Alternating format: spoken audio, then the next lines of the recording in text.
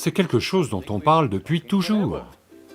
Mais maintenant, ils l'ont découvert avec une recherche à 1 milliard de dollars. Et j'ai vu des centaines et des milliers de gens qui sont juste devenus en forme et en bonne santé. Si quelque chose apparaît dans mon assiette, si simplement je le sens, je sais quoi manger et quoi ne pas manger. Vous mangez quelque chose aujourd'hui, et voyez, apprenez juste à observer à quel point votre corps se sent agile et actif après avoir mangé cette nourriture.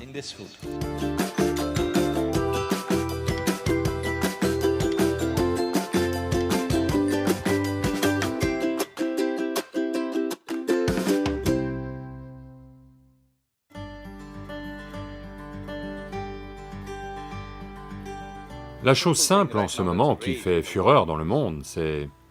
Si vous venez à notre ashram, tous les gens là-bas qui sont physiquement extrêmement actifs mangent à 10h du matin, à 7h du soir, 2 repas. Combien de médecins m'ont dit qu'ils vont mourir de malnutrition, il va se passer ci, il va se passer ça, vous devez faire ci, vous devez faire ça. Je ne mange qu'un repas par jour la plupart des jours. Je mange un bon repas et c'est tout. Et les médecins me disent, non, non, Sadhguru, vu la façon dont vous voyagez, il va se passer ci, il va se passer ça, vous devez manger au moins une fois toutes les 4 heures, vous devez manger quelque chose. J'ai dit, laissez-moi tranquille, je me porte bien. Mais maintenant, une grande université des États-Unis en arrive à ce qu'ils appellent le jeûne intermittent. Ce ne sont pas des bêtises, c'est bien, mais ils ont redécouvert quelque chose que l'on sait depuis toujours. Maintenant, tout le monde dit, il doit y avoir un écart de 16 heures. Tous vos mots vont disparaître. Que diable disions-nous depuis des milliers d'années? La chose simple, c'est que il y a de très nombreux aspects à cela. Psychologique, physiologique, mais maintenant, le cancer est en progression dans le monde. Une cellule cancéreuse est comme un criminel dans la société. Chacun de nous en a dans son corps. Ce n'est que si leur concentration devient plus importante qu'elle ne devrait être, ou si elles se liguent et se rassemblent à un endroit, qu'elles deviennent comme du crime organisé. Il y a des pickpockets à Kochi, j'en suis sûr. Allô? Il y a de petits criminels, opérant individuellement, opérant à 2 ou à 3. On ne les prend pas très au sérieux, on les laisse parce que ça arrive. Mais supposez que 100 d'entre eux se soient réunis en crime organisé. Maintenant, on va sévir. Parce qu'on sait que maintenant, ça devient une menace pour la société. De même, les cellules cancéreuses sont ainsi. Des criminels qui se déplacent ici et là et font quelques dégâts. Leur seul problème, c'est que elles mangent en général environ 8 à 12 fois plus que ce que les autres cellules mangent. Donc, si vous laissez juste assez d'écart entre un repas et le suivant, la plupart d'entre elles vont mourir parce qu'elles ne peuvent pas survivre. Ceci est quelque chose dont on parle depuis toujours. Mais maintenant, ils l'ont découvert avec une recherche à 1 milliard de dollars. Et j'ai vu des centaines et des milliers de gens qui retrouvent simplement la forme et la santé, simplement parce que ils ne font pas le plein tout le temps, alors que le réservoir déborde. Au centre de yoga, en permanence, les gens sont physiquement actifs. Donc tout le monde a très faim aux alentours de 3h30, 4h de l'après-midi. Ils ont extrêmement faim. Mais on apprend à vivre avec ça, parce que l'estomac vide et la faim sont deux choses différentes. Avoir faim signifie que vos niveaux d'énergie commencent à diminuer. Mais l'estomac vide est une bonne chose. Dans les sciences yogiques, aujourd'hui, la science moderne aussi, on arrive à cela, mais ce que l'on sait, de par notre expérience, vous allez dépenser 1 milliard de dollars pour y parvenir. Parce qu'en recherche, toute la question c'est combien de millions de dollars, c'est comme ça. Votre corps et votre cerveau ne fonctionnent au mieux de leur capacité que lorsque votre estomac est vide. Donc on s'en assure toujours, on mange de telle façon que, quelle que soit la quantité qu'on mange, notre estomac doit toujours être vide au bout de 2h à 2h30 maximum. Donc on se couche en ayant faim, toujours. Les gens pensent qu'ils ne peuvent pas dormir, ils peuvent dormir. En moyenne, pendant 25 ans en moyenne, je n'ai dormi que 2h30 à 3 heures. Ces jours-ci, je deviens un peu paresseux et je dors entre 3h30 et 4h30, malgré mon niveau de voyage. Quand je dis niveau de voyage, si je vous dis où je vais dans les prochains jours, vous allez tomber de votre chaise. Oui, dois-je vous le dire? Non, pas nécessaire. Parce que dans les 10 prochains jours, je suis dans 5 pays différents, à faire je ne sais combien d'événements, toutes sortes d'événements. Donc, vous êtes capable de maintenir cela simplement parce que vous ne mangez pas de façon excessive. C'est très important. Tout le monde mange 2 repas, je ne mange en général qu'un seul repas. À 4h30, 5h du soir, parce que je n'aime pas m'asseoir devant l'assiette et me soucier de la quantité à manger. J'aime bien manger. Donc, à 4h30, 5h du soir, si je mange un repas, ce n'est que le lendemain. Est-ce suffisant? Ai-je l'air en forme? Allô? Parce que pour toute correction et purification qui doit se produire dans le corps, votre estomac doit être vide, très important. Autrement, la purification au niveau cellulaire n'aura pas lieu. Vous accumulez des choses et ensuite vous avez toutes sortes de problèmes. Quand vous ne touchez pas à la nourriture, vous ne savez pas ce que c'est. Si la nourriture n'est pas assez bonne pour être touchée, je ne sais pas comment elle est assez bonne pour être mangée. Donc, on n'aurait pas dû écouter nos mères et on devrait manger avec nos doigts. Parce que toucher notre nourriture nous aide à rester en contact avec elle. Vous pouvez... La propreté de vos mains est entièrement entre vos mains. La propreté de la fourchette n'est pas entièrement entre vos mains. C'est vrai. Et personne d'autre que vous n'a utilisé ses mains. Donc, il y a une garantie en ce qui concerne leur niveau de propreté, là maintenant. La fourchette, vous ne savez pas qui l'a utilisée, comment ils l'ont utilisée, pourquoi ils l'ont utilisée. Et tout ce qu'ils ont à faire, c'est de l'essuyer avec un mouchoir et de vous la donner, et elle a l'air plutôt propre. Par-dessus tout, vous ne ressentez pas la nourriture. La première chose qui nous a été enseignée, c'est, si de la nourriture apparaît devant vous, de tenir vos mains au-dessus de la nourriture quelques instants, juste pour ressentir comment est la nourriture.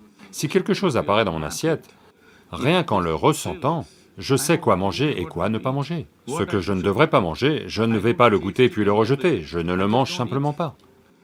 Parce que mes mains sont le premier niveau. Pas goûter au sens où la langue goûte, mais connaître la nourriture. La première chose, c'est connaître la nourriture. Vous voulez connaître une personne, vous allez lui serrer la main. J'évite cela en général, mais... C'est une bonne stratégie. Mais la nourriture, qui va devenir une partie de vous, la première chose, ce sont vos mains. Même si vous ne la touchez pas physiquement, juste en étant conscient et en étant là, ça vous indique clairement comment la nourriture va se comporter en vous. Est-ce que cet aliment-là, ce jour-là, doit-il entrer en vous ou non? Parce que chaque jour, votre corps est différent.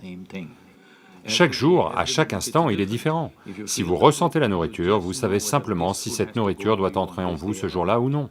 Si cette simple conscience est instaurée, on n'a pas à continuellement dire aux gens ce qu'ils doivent manger. À chaque repas, ils doivent décider ce qu'ils doivent manger pendant ce repas. Il n'y a pas de prescription unique, c'est ça que vous devez manger toute votre vie. Ça va devenir trop claustrophobique, ce « je ne peux manger que ça ».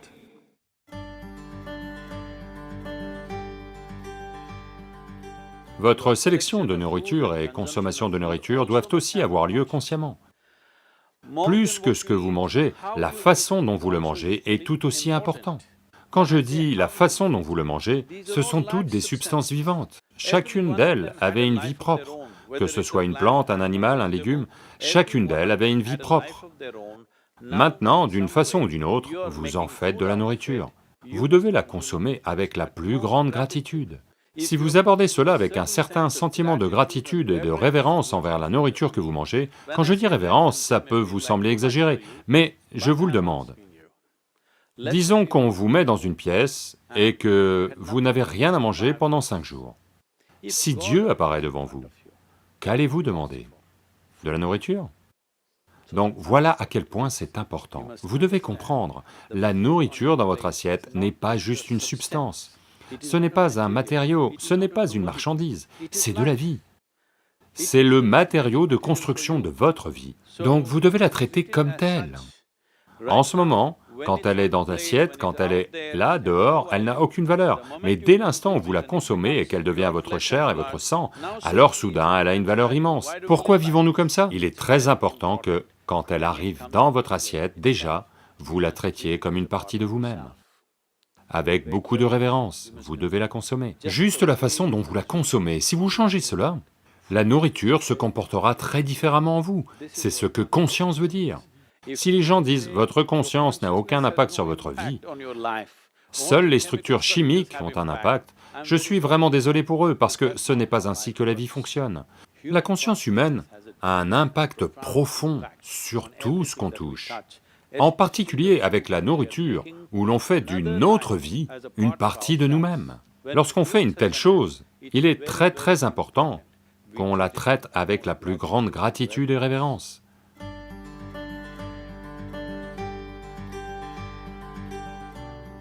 Je vais vous le dire, il n'y a pas de bonnes habitudes et de mauvaises habitudes.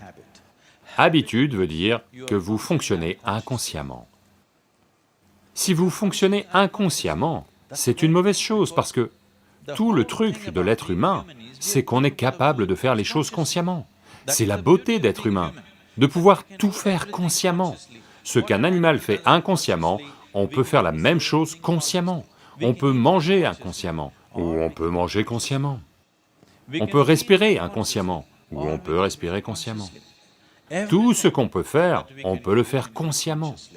Dès qu'on fait quelque chose consciemment, soudain cet être humain a l'air très raffiné et merveilleux, juste parce que quelqu'un marche et parle consciemment. Ne devient-il pas un bel être humain? Oui ou non? C'est tout. Donc pourquoi est-ce qu'on essaye de développer des habitudes comme si c'était une bonne chose? Habitude veut dire réalité figée, où vous n'avez pas à réfléchir, vous vous levez le matin et ça va vous arriver. Non, n'essayez pas d'automatiser votre vie. Ce n'est pas efficace, c'est l'efficacité de la machine. Celui-ci est censé fonctionner intelligemment et consciemment. Personne n'attend de lui qu'il fonctionne comme une machine. Donc, en ce qui concerne la nourriture et tout, la nourriture doit convenir au corps pour lequel on mange. Elle est pour le corps, c'est le matériau de construction de ce corps, la nourriture que vous mangez. Quelle est la nourriture adaptée est malheureusement très chamboulée en ce moment. Traditionnellement, nous mangions très judicieusement dans ce pays. Mais ces milliers d'années d'invasion ont amené d'autres types de cultures alimentaires, et aujourd'hui le régime national c'est la pizza ou les pâtes. C'est lequel? Lequel est premier? Je ne sais pas, les deux étaient en lice. Donc, nous perdons notre sens de la nourriture. Il est à coup sûr temps de regarder ce qui est le plus adapté. Si je rentre dans ce sujet, c'est un processus très long, mais vous devez expérimenter avec la nourriture, pas seulement avec la langue, mais avec le corps. Vous mangez quelque chose aujourd'hui, et voyez, apprenez juste à observer à quel point votre corps se sent agile et actif après avoir mangé cette nourriture. Si la sensation c'est qu'il veut aller s'enterrer, ce n'est pas la bonne nourriture. Si la sensation c'est qu'il veut être vivant après avoir mangé, à part le café, parce que c'est un stimulant. Si vous mangez de la nourriture et que votre corps se sent très agile et vivant, ça veut dire que c'est de la bonne nourriture, le corps l'aime. Si vous mangez quelque chose et il se sent lourd, ça veut dire qu'il ne l'aime pas, ça lui pose des difficultés, c'est pour ça qu'il se sent lourd. Donc juste en vous basant là-dessus, il y a tout un... disons que c'est une façon très simpliste de le présenter.